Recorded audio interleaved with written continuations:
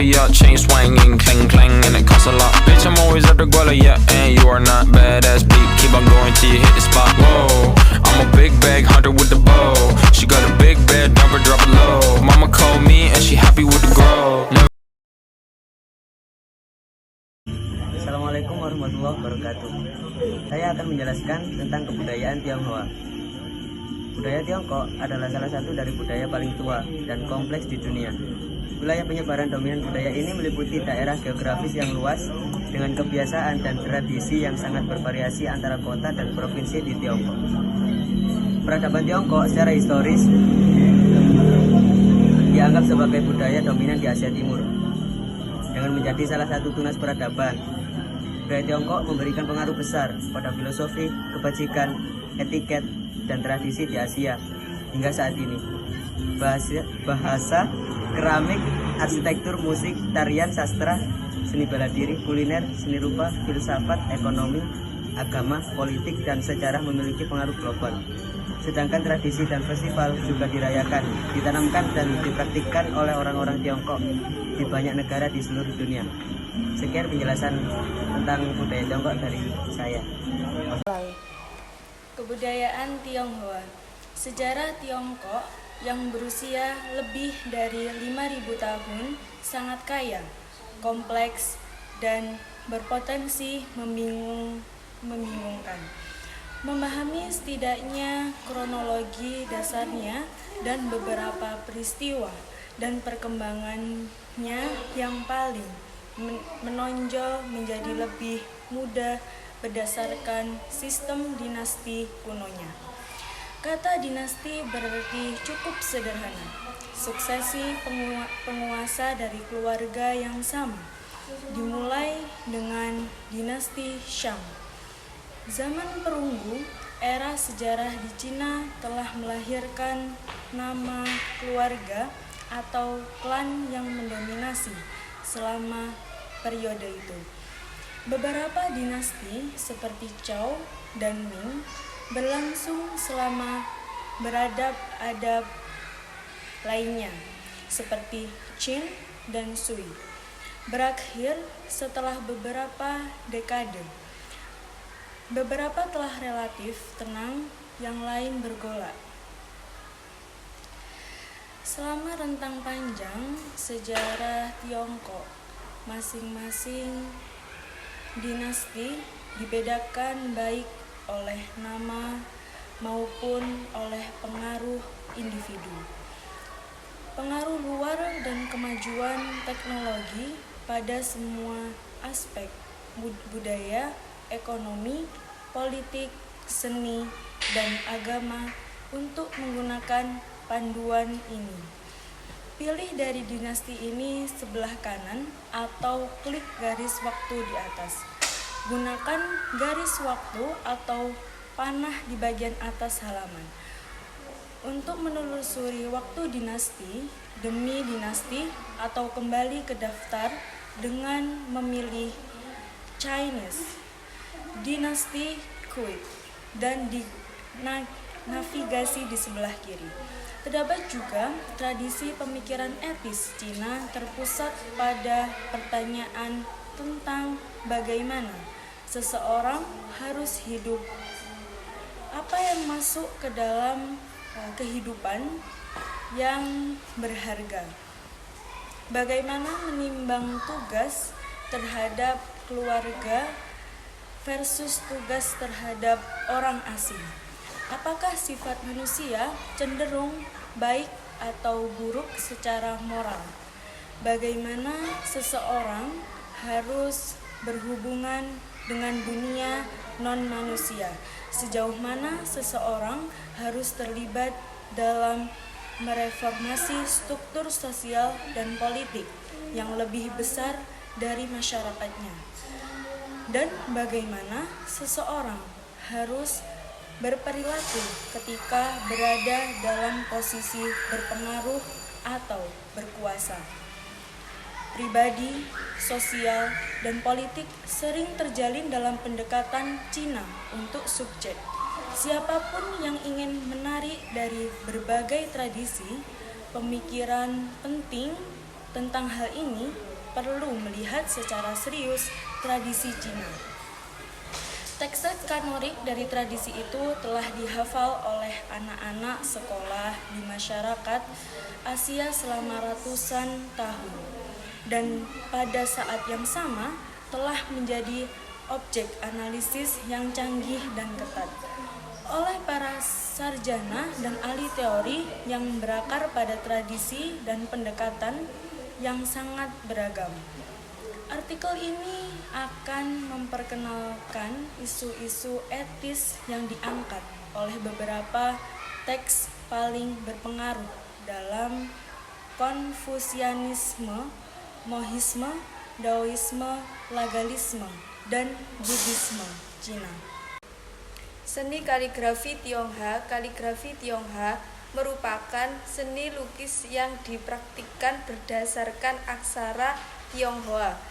Porselen dalam hal ihwal porselen Tionghoa Indonesia, yakni peranakan Tionghoa itu sendiri. Seni pertunjukan teater wayang potehi. Pertunjukan wayang potehi. Wayang potehi merupakan salah satu jenis wayang khas Tionghoa yang berasal dari Tiongkok bagian selatan. Kesenian ini dibawa oleh perantau etnis Tionghoa ke berbagai wilayah Nusantara pada masa lampau dan telah menjadi salah satu jenis kesenian tradisional Indonesia.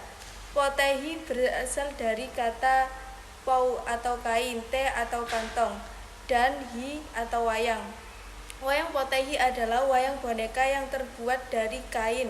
Sang dalang akan memasukkan tangan mereka ke dalam kain tersebut dan memainkannya layaknya wayang jenis lain. Musik gambang kromong atau ditulis gambang kromong adalah jenis orkes yang memadukan gamelan dengan alat-alat musik Tionghoa seperti sukong, tehyan, dan kongahian. Sebutan gambang kromong diambil dari nama dua buah alat perkusi, yaitu gambang dan kromong. Awal mula terbentuknya orkes gambang kromong tidak lepas dari seorang pemimpin komunitas Tionghoa yang diangkat Belanda, Kapitan Cina, bernama Nie Hokong, atau masa jabatan 1736 sampai 1740. Tari barongsai adalah tarian tradisional Cina dengan menggunakan sarung yang menyerupai singa.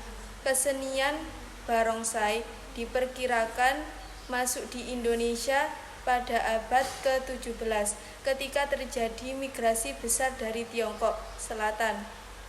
Barongsai di Indonesia mengalami masa maraknya ketika zaman masih adanya perkumpulan Tionghoa Hiwekon. Setiap perkumpulan Tionghoa Hiwekon di berbagai daerah di Indonesia hampir dipastikan memiliki sebuah perkumpulan barongsai. Biasanya barongsai dipertunjukkan pada saat perayaan Hari Besar Cina. Liang Liong adalah suatu pertunjukan dan tarian tradisional dalam kebudayaan masyarakat Tionghoa. Tarian ini sering tampil pada waktu perayaan tertentu. Dalam tarian ini, satu regu orang Tionghoa memainkan naga-nagaan yang diusung dengan belasan tongkat.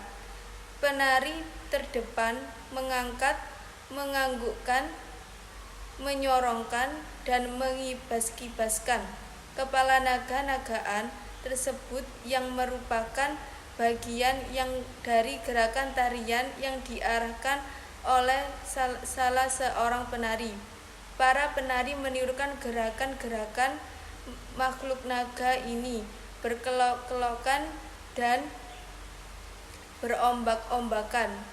Gerakan-gerakan ini secara tradisional melambangkan peranan historis dari naga yang menunjukkan kekuatan yang luar biasa dan martabat yang tinggi. Tari Naga merupakan salah satu puncak acara dari perayaan Imlek di pecinan di seluruh Indonesia. Busana baju koko merupakan baju model Cina yang kerahnya bulat tertutup.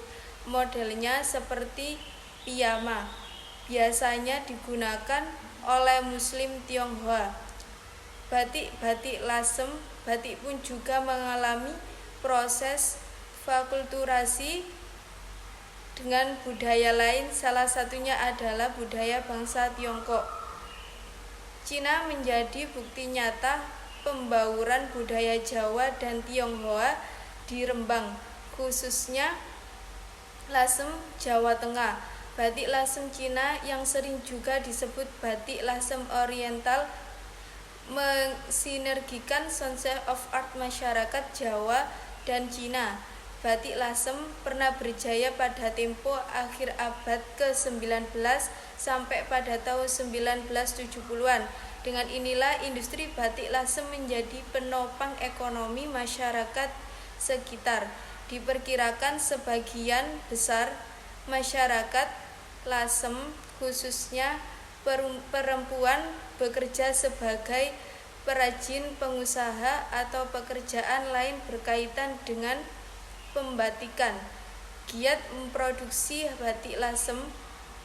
Selain batik lasem, memang batik pesisiran Jawa juga mendapat pengaruh keramik dan rumah Cina atau di luar bukat bunga Eropa. Kebudayaan Tionghoa. Sejarah Tiongkok yang berusia lebih dari 5.000 tahun sangat kaya, kompleks, dan berpotensi membingungkan. Memahami setidaknya kronologi dasarnya dan beberapa peristiwa dan perkembangannya yang paling menonjol menjadi lebih mudah berdasarkan sistem dinasti kunonya. Kata dinasti berarti cukup, sederhana, suksesi penguasa dari keluarga yang sama. Dimulai dengan dinasti Shang. Zaman perunggu era sejarah di Cina telah melahirkan nama keluarga atau klan yang mendominasi selama periode itu. Beberapa dinasti seperti Choi dan Ming berlangsung selama berabad-abad. Lainnya seperti Qin dan Sui berakhir setelah beberapa dekade. Beberapa telah relatif tenang, yang lain bergolak. Selama rentan panjang sejarah Tiongkok, masing-masing dinasti dibedakan baik oleh nama maupun oleh pengaruh individu, pengaruh luar, dan kemajuan teknologi pada semua aspek. Budaya, ekonomi, politik, seni, dan agama. Terdapat juga tradisi pemikiran etis Cina terpusat pada pertanyaan tentang bagaimana seseorang harus hidup, apa yang masuk ke dalam kehidupan yang berharga, bagaimana menimbang tugas terhadap keluarga versus tugas terhadap orang asing. Apakah sifat manusia cenderung baik atau buruk secara moral? Bagaimana seseorang harus berhubungan dengan dunia non-manusia? Sejauh mana seseorang harus terlibat dalam mereformasi struktur sosial dan politik yang lebih besar dari masyarakatnya? Dan bagaimana seseorang harus berperilaku ketika berada dalam posisi berpengaruh atau berkuasa?